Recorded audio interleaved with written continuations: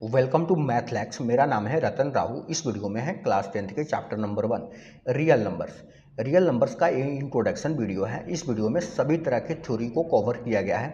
तो introduction video of real number को हम स्टार्ट करते हैं। सबसे पहले अपने को समझना होगा कि रियल नंबर्स होते क्या हैं। ठीक है, रियल नंबर्स का कुछ पॉइंट्स होते हैं, जैसे कि रियल नंबर कौन कौन नंबर्स को आप रियल नंबर बोलते हैं। ठीक है, तो मैं आपको बता दूं, जो रियल नंबर्स होते हैं ना, वो एक रेशनल और इरेशनल का यूनियन होते हैं। ठीक है, यूनियन मतलब इकट्ठा सभी को ऐड कर दिया जाए तो उसको हम लोग यूनियन बोला जाता है। ठीक है, आपको बता दें, जो रियल नंबर्स होते हैं ना, द यूनियन ऑफ जो रियल नंबर्स होते हैं ना, real numbers are the union of both rational and irrational.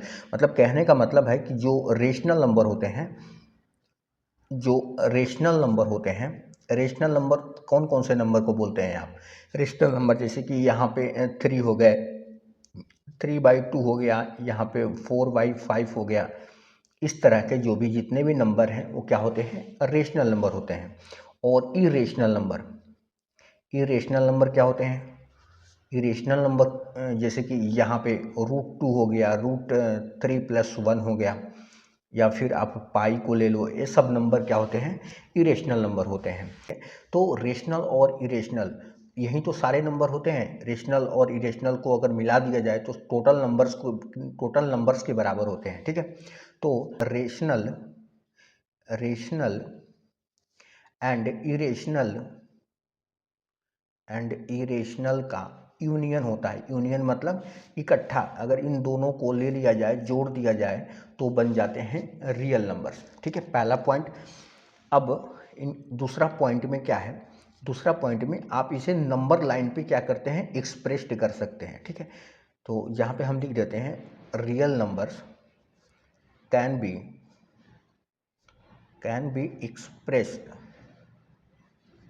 expressed on a number line। इसे हम नंबर लाइन पे दिखा सकते हैं। जैसे कि यहाँ पे हम एक नंबर लाइन लेते हैं, नंबर लाइन पे कहीं पे भी हम जीरो ले लेते हैं। ठीक है, सेंटर पॉइंट जिसको बोला जाता है। जैसे यहाँ पे 1 है, 2 है, 3 है, 4 है। इस तरीके से आपको ये कहाँ तक जाएगा? तो इनफाइनाइट तक। ठीक है, और यहाँ पे पीछे की तरफ -1, -2, -3, इस तरीके से इनको ले लेते हैं माइनस इनफाइनाइट की तरफ। तो यहाँ पे अगर देखा जाए तो ये सब नंबर लाइन पे आप रियल नंबर को डिनोट कर सकते हैं। ये सारे क्या है? इसमें क्या है? रेशनल नंबर आपको दिख रहा है। तो आप यहाँ पे एक एग्जांपल के तौर पे अगर मैं यहाँ पे ले लूँ, यहाँ पे 1 और 2 के बीच क्या होता है? 3/2 होता है। ठीक है, 3/2 होता है ना, 1.5। जितने भी नंबर्स होते हैं सभी क्या होते हैं? रियल नंबर्स होते हैं। अब मैं बात करूँ कि पाई की, तो पाई एक इरेशनल नंबर है, और जिनकी वैल्यू 3.14 होता है। 3.14 कुछ यहाँ पे आप ले सकते हो। ठीक है, तो कहने का मीनिंग है कि आपको रेशनल और इरेशनल की भी कोई वैल्यूज होती है। जैसे कि यहाँ पे मैं एक्सपोनेंशियल ले लूँ, एक्सपोनेंशियल का 2.7 इसकी वैल्यूज होता है। तो ये भी क्या होते हैं? एक नंबर से जिसको डिनोट किया जाता है। और सारे नंबर्स कहाँ पे आते हैं? एक नंबर्स लाइन पे आते हैं। और इन सभी को अगर इकट्ठा कर दिया जाए, सभी को ऐड कर दिया जाए, सभी को ले लिया जाए, ठीक, बन जाते हैं वो रियल नंबर्स। आप रियल नंबर्स का अगर सिंपलेस्ट फॉर्म आप देखें तो all numbers are real numbers बोला जाता है। ठीक है, तीसरा जो पॉइंट है इसके, तो आप पहले पॉइंट में ये देखिए कि आप रेशनल और इरेशनल को हमने यूनियन किया था। मतलब कि रेशनल और इरेशनल को अगर सभी को इकट्ठा कर दिया जाए तो बन जाते हैं रियल नंबर्स। दूसरे में आप इसे नंबर लाइन पे एक्सप्रेस्ड कर सकते हैं। ठीक है, तीसरा जो पॉइंट है कि ये पॉजिटिव और नेगेटिव दोनों हो सकता है। ठीक है, these number these numbers are both positive and negative number, positive and negative. ठीक है, क्या होते हैं कि ये पॉजिटिव भी हो सकते हैं और निगेटिव भी हो सकते हैं। ठीक है, जैसे कि यहाँ पे एग्जांपल में देखा जाए तो यहाँ पे 3 - 5, 6 - 3/2, एक्सपोनेंशियल ले लो, आप पाई ले लो, ये सारे क्या होते हैं? एक रियल नंबर्स होते हैं। ठीक है, अब हम थ्योरी की तरफ चलते हैं। इसका जो पहला फंडामेंटल है, जो पहला थ्योरी है, fundamental theorem fundamental theorem, fundamental theorem of, इसे अर्थमेटिक भी बोला जाता है, अर्थमेटिक, ठीक है, फंडामेंटल थ्योरम ऑफ अर्थमेटिक। सबसे पहले इसका डेफिनेशन देख लेते हैं। इसका डेफिनेशन क्या है कि every composite number can be written as product of prime number, ठीक है, कि प्रत्येक कंपोजिट नंबर को आप प्राइम नंबर के प्रोडक्ट के फॉर्म में आप लिख सकते हैं, ठीक है। जैसे कि यहाँ पे कुछ कंपोजिट नंबर लेता हूँ। कंपोजिट नंबर क्या होता है? मोर देन 2 फैक्टर, ठीक है, मतलब कि जिसका 2 से ज़्यादा फैक्टर हो। तो मैं एग्जाम्पल के साथ मैं आपको समझाता हूँ। जैसे कि यहाँ पे मैं एक कंपोजिट नंबर यहाँ पे मैं 16 ले लेता हूँ और दूसरा ले लेता हूँ 42, ठीक है, दोनों कंपोजिट नंबर है। अब हम बात करते हैं कि इसको प्रोडक्ट यहाँ पे प्राइम नंबर के फॉर्म में कैसे लिखा जाएगा। तो 16 का सबसे पहले आप इसका फैक्टर निकालें, ठीक है। 16 का फैक्टर क्या होता है? जैसे कि यहाँ पे 2 टाइम्स द 8 और यहाँ पे 2 4 जा पे और यहाँ पे 2 2 जा पे और 2 का 1 जा पे, ठीक है। नेक्स्ट यहाँ पे इस तरीके से हम 42 का भी निकाल लेते हैं। 42 का 2 से अगर करेंगे तो यहाँ पे 21 और 3 का टेबल में कितने 21 7 जावे और 7 का 1 टाइम में, ओके। अब यहाँ पे देखें जो 16 का जो फैक्टर निकल के आया है अपने पास 2 इंटू 2 इंटू 2 इंटू 2 आया है और यहाँ पे जो 42 का जो फैक्टर निकल के आया है 2 इंटू 3 इंटू 7। तो यही चीज़ें मैं यहाँ पे लिखा हूँ कि कोई भी अगर कंपोजिट नंबर है तो उसको प्राइम नंबर के प्रोडक्ट के फॉर्म में, प्राइम नंबर ये हो गया, इसके प्रोडक्ट के फॉर्म में लिखा जा सकता है, ठीक है। तो प्रोडक्ट की तरह हमने इसे क्या किया, ट्रीट करके लिख लिया। अब इसमें एक चीज़ और आता है कि HCF and LCM using prime factorization method, इस टाइप के भी क्वेश्चन है। यूजिंग प्राइम फैक्टराइजेशन मेथड,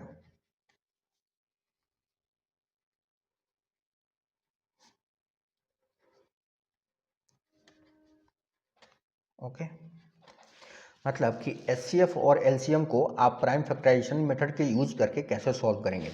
तो इसी पे हम सॉल्व करते हैं। यहाँ पे मैं एचसीएफ की मैं बात करता हूँ। सबसे पहले एचसीएफ 16 एंड 42 का, ठीक है, इनका एचसीएफ कैसे निकालेंगे। देखिए जैसे मैं यहाँ पे यूजिंग प्राइम फैक्टराइजेशन मेथड हमने सॉल्व किया था, ठीक है। अब इसका एचसीएफ कैसे निकालेंगे प्राइम फैक्टराइजेशन मेथड को सॉल्व करके, इसका यूज करके। तो ये 16 का फैक्टर ए रहा प्राइम फैक्टराइजेशन मेथड और 42 का फैक्टर ए रहा, ठीक है। अब यहाँ पे एचसीएफ की बात हो रहा है, हाईएस्ट कॉमन फैक्टर की बात हो रहा है 16 और 42 का, ओके। तो यहाँ पे एचसीएफ में आपको क्या करने हैं कि एचसीएफ में आपको दोनों में जो कॉमन होगा ना वो इसका एचसीएफ होगा, ठीक है। तो कॉमन देखिए क्या है, कौन से नंबर हैं जो दोनों में कॉमन है। तो यहाँ पे देखिए 2 जो है वो दोनों में कॉमन दिख रहा है। यहाँ पे 3 तो है नहीं, 7 तो है नहीं, इसमें फर्स्ट वाले में 2 जो है वो दोनों में कॉमन है। तो इसका एचसीएफ कितना आ जाएगा, इसका एचसीएफ 2 आ जाएगा। अब हम एलसीएम की बात करते हैं, ठीक है। एलसीएम की हम बात करते हैं, जैसे कि एलसीएम क्या है यहाँ पे 16 और 42 का। एचसीएफ में जो ज़्यादा बार रिपीट हुआ है ना, जो ज़्यादा बार रिपीट हुआ है वो चीज़ें दिख रहे हैं यहाँ पे देखिए 2 है और यहाँ पे 4 टाइम्स है। यहाँ पे 2 जो है वो 4 टाइम्स में है और यहाँ पे 2 1 टाइम्स में है। तो यहाँ पे 4 टाइम्स जो ज़्यादा बार रिपीट हुआ होगा उसको एलसीएम में लिखने हैं, ठीक है। तो 2 इंटू 2 इंटू 2 इंटू 2 और यहाँ पे देखिए यहाँ पे 2 का तो हो गया काम। यहाँ पे 3 है और 3 इसमें नहीं है, लेकिन एलसीएम में आपको 3 सिंगल भी होगा तो भी उसको आप लिखने हैं। यहाँ पे 3 7 है तो 7 को भी लिखने हैं और देन इसको मल्टीप्लाई करके लिख देने हैं। यहाँ पे मल्टीप्लाई करें 2 2 जा 4 4 2 जा 8 8 2 जा 16 और 16 इंटू 21, इसको मल्टीप्लाई करेंगे तो कितना आ जाएगा 16 1 जा 16 और 16 2 जा 32, ठीक है। तो 16 1 जा 16 और यहाँ पे 32, तो 6 3 और 3। इस टाइप से आप क्या इसका एचसीएफ और एलसीएम निकाल सकते हैं यूजिंग फैक्टराइजेशन मेथड से, ठीक है। तो ये आपका पहला वाला जो है फंडामेंटल थ्योरम ऑफ अर्थमेटिक, इसमें आपको प्राइम फैक्टराइजेशन मेथड से उसको प्रोडक्ट के फॉर्म में लिखा जा सकता है, और दूसरा कि उस प्राइम फैक्टराइजेशन के मेथड से आप एलसीएम और एचसीएफ भी फाइंड आउट कर सकते हैं, ओके। नेक्स्ट थ्योरम की हम बात करते हैं। नेक्स्ट थ्योरम है आपका रिलेशन, ठीक है, relation between HCF and LCM, okay. इन दोनों के बीच क्या रिलेशन होता है, तो इनका रिलेशन एक फॉर्मूले की तरह होता है, जैसे कि यहाँ पे first number into second number और इक्वल यहाँ पे एचसीएफ मल्टीप्लाई एलसीएम, ओके। ये कुछ फॉर्मूला ही होता है, एचसीएफ और एलसीएम का रिलेशन होता है। इस फॉर्मूले को आप याद रखेंगे।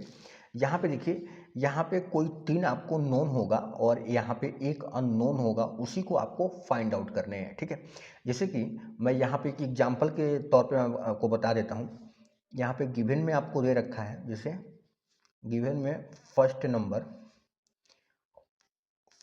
4 दे रखा है एंड सेकेंड नंबर 3 दे रखा है एंड एचसीएफ दे रखा है आपको 5, और आपसे क्या यहाँ पे एलसीएम पूछा जा रहा है, ठीक है। तो इस फॉर्मूले पे आप क्या करेंगे, इनकी वैल्यूज रख के आप एलसीएम को फाइंड आउट कर सकते हैं। यहाँ पे फर्स्ट नंबर कितना है 4 है, और यहाँ पे मल्टीप्लाई सेकेंड नंबर कितना है 3 है, और यहाँ पे क्या है एचसीएफ है, और मल्टीप्लाई यहाँ पे एचसीएफ कितना था 5 था ना, कोई बात नहीं, यहाँ पे इसके जगह पे हम 5 रख सकते हैं, 5 रख दें, और यहाँ पे एलसीएम है, और यहाँ से आप क्या कर सकते हैं, इसका एलसीएम को फाइंड आउट कर सकते हैं। तो कितना आ जाएगा, एलसीएम कितना आ जाएगा, यहाँ पे 4 3 जा 12, और ये एलसीएम के साथ ये क्या है 5 मल्टीप्लाई में है, ये बॉर्डर इस पर आएगा तो क्या होगा डिवाइड में होगा, तो 12/5 इसका एलसीएम का आंसर हो जाएगा। यहाँ पे आप इसको मिक्स्ड फ्रैक्शन में लिख सकते हैं, क्योंकि इम्प्रॉपर को गलत माना गया है, तो 5 2 जा 10 और 2 ऊपर बचेगा 12 पे जाने के लिए, और नीचे क्या है 5, तो 5 इसका आंसर हो जाएगा। इस तरीके से आप इस रिलेशन को याद रखेंगे। First number and second number जो होता है एचसीएफ इंटू एलसीएम के बराबर होता है, ठीक है। इनके बीच यही रिलेशन होता है। इनमें से कोई सा भी अननोन हो सकता है, इसमें फर्स्ट नंबर भी पूछा जा सकता है, सेकंड नंबर भी पूछा जा सकता है, एलसीएम एचसीएफ कुछ भी पूछा जा सकता है, ठीक है। लेकिन इसमें से 3 आपको दिया होगा, ठीक है, नोन होगा, ठीक है, और चौथा वाला अननोन आपको दे के पूछेगा, ओके। 1-2 मार्क्स का इसमें पूछा जाता है, तो इसे भी आप ध्यान रखेंगे, ओके। नेक्स्ट थ्योरम की हम बात करते हैं। नेक्स्ट इसके जो फंडामेंटल है वो आपको एक प्रूफेबल पार्ट है, जिसको आपको क्या करना है, प्रूफ करना है। जैसे कि यहाँ पे आपको पूछा जा सकता है कि प्रूफ √5 इज इरेशनल, आपको क्या करना है, इरेशनल प्रूफ करना है।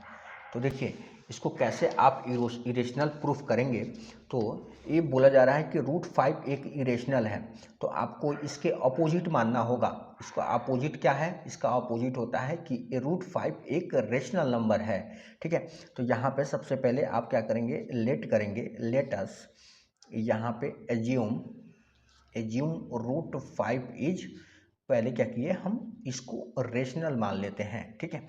फिर बाद में क्या करेंगे कि अगर रेशनल गलत साबित अगर हो जाए तो फिर आप इसे इरेशनल घोषित कर देंगे, ओके। तो यहाँ पे जब √5 एक रेशनल नंबर है तो इसको हम लिख सकते हैं कि √5 एक a बाई बी के फॉर्म की तरह होगा, ट्रीट करेगा, ठीक है। तो ऑब्वियसली न्यूमरेटर और डिनोमिनेटर के फॉर्म में लिखा होगा, तो √5 एक क्या है, a बाई बी के बराबर है, मतलब कि रेशनल नंबर है, ओके। और यहाँ पे b नॉट इक्वल टू 0 आप लिखना ना भूलिएगा, मतलब कि ये डिनोमिनेटर पार्ट जो है वो 0 नहीं हो सकता, क्योंकि 0 होगा तो क्या होगा, इनफाइनाइट आ जाएगा, ठीक है। और यहाँ पे एक चीज़ और आपको लिखना होगा कि ए एंड बी जो है, ए एंड बी आर को प्राइम, ठीक है, इसी से तो प्रूफ करने हैं। ए एंड बी जो है वो को प्राइम नंबर, को प्राइम है। को प्राइम क्या होता है? को प्राइम ये होता है कि जिसका फैक्टर 1 हो, 1 के अलावा वो किसी से भी डिविजिबल ना हो, ठीक है। ओके, अब यहाँ पे क्या करें, इसको मल्टीप्लाई करें। ए किसके बराबर होगा? √5 बी जो होगा वो ए के बराबर होगा, क्योंकि हमने बी को क्या किया, इधर भेज के मल्टीप्लाई कर दिए। अब यहाँ पे क्या करने हैं कि एक चीज स्क्वायर करने हैं, स्क्वायरिंग बोथ साइड। आप क्या करें, बोथ साइड स्क्वायर कर दें, बोथ साइड्स, ठीक है। स्क्वायर करेंगे तो ये कितना आ जाएगा, √5 बी का स्क्वायर करें और इधर ए का स्क्वायर करें। यहाँ पे √5 का स्क्वायर करेंगे तो स्क्वायर से रूट कैंसिल होगा, तो यहाँ पे सिर्फ 5 और ये कितना आ जाएगा, बी स्क्वायर, और यहाँ पे ए स्क्वायर। ओके, अब यहाँ पे एक चीज़ नोटिस करें कि अपने पास 5b स्क्वायर इक्वल ए स्क्वायर आ गया। मतलब बी स्क्वायर के अगर मैं आपसे पूछूं कि बी स्क्वायर किसके बराबर होगा, यहाँ पे बी स्क्वायर किसके बराबर होगा, तो ए स्क्वायर अपॉन 5 के बराबर होगा। क्लियर है ये चीज़ें?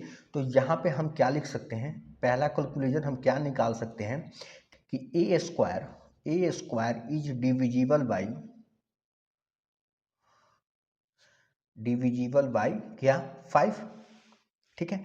जब ए स्क्वायर डिविजिबल बाई 5 है तो ए भी क्या होगा, ए इज डिविजिबल बाई 5 होगा, ठीक है। ए भी क्या हो जाएगा, एक डिविजिबल हो जाएगा 5 से। ओके, पहला हमने कंक्लूजन निकाला, यहाँ पे बी स्क्वायर ए स्क्वायर अपॉन का 5, तो मतलब कि ए स्क्वायर क्या है कि इज डिविजिबल बाई 5, मतलब कि 5 से क्या हो रहा है, डिविजिबल हो रहा है, मतलब कि डिवाइड हो रहा है, ठीक है।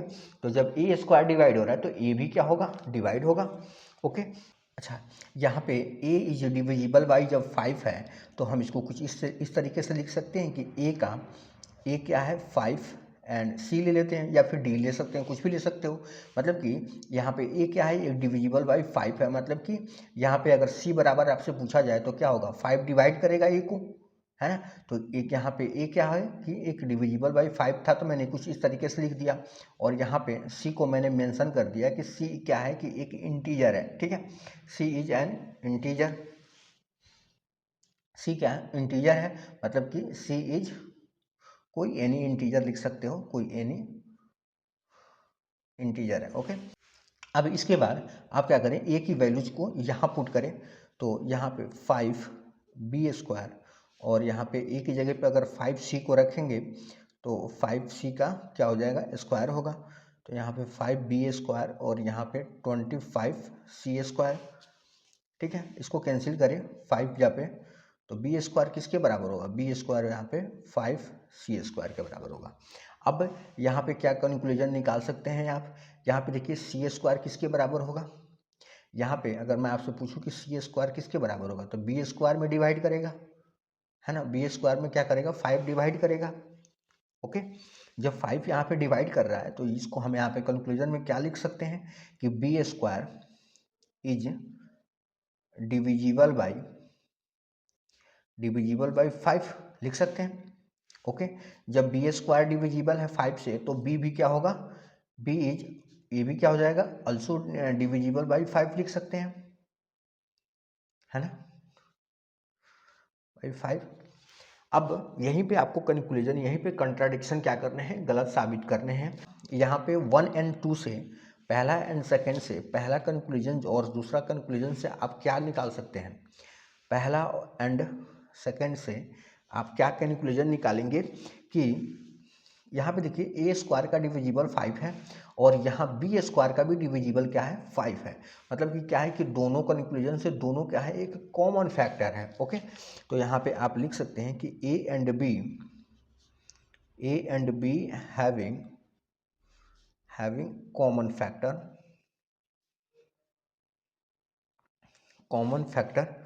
और यहाँ पे इन दोनों का क्या है कि कॉमन फैक्टर 5 है। ओके, लेकिन हमने यहाँ पे ए एंड बी को क्या यहाँ पे बोल रखा था कि एक मान रखा था कि एक को प्राइम है। को प्राइम मतलब क्या कि जिसका फैक्टर 1 के अलावा कोई हो ही नहीं सकता, लेकिन यहाँ तो 1 के अलावा क्या भी आ रहा है, 5 भी आ रहा है। इसका मतलब क्या है कि ये यहाँ पे अपना कंट्राडिक्शन क्या है, वो इनकरेक्ट है। तो इस तरीके से आप क्या लिख सकते हो, यहाँ पे आप लिख सकते हो D contradiction is written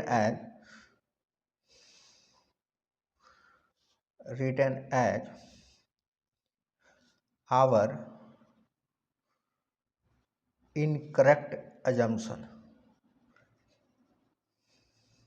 okay, क्या है कि जो कंट्राडिक्शन था वो क्या है कि एक इनकरेक्ट एजम्पशन की वजह से ये क्या है कि रूट फाइव जो है वो एक रेशनल नंबर नहीं है। ठीक है, जब ये रेशनल नहीं होगा तो ऑटोमेटिक इसे क्या बोला जाएगा, इरेशनल बोला जाएगा, क्योंकि दो ही नंबर्स होते हैं। हमने रियल नंबर्स में दो ही पढ़े कि रेशनल और इरेशनल को आप अगर यूनियन कर दें तो क्या बन जाएगा, रियल नंबर्स बन जाएंगे। तो रूट फाइव क्या है, एक इरेशनल नंबर है। यहाँ वीडियो आपको अगर कुछ हेल्पफुल लगा होगा तो वीडियो को लाइक करें, चैनल को सब्सक्राइब करें।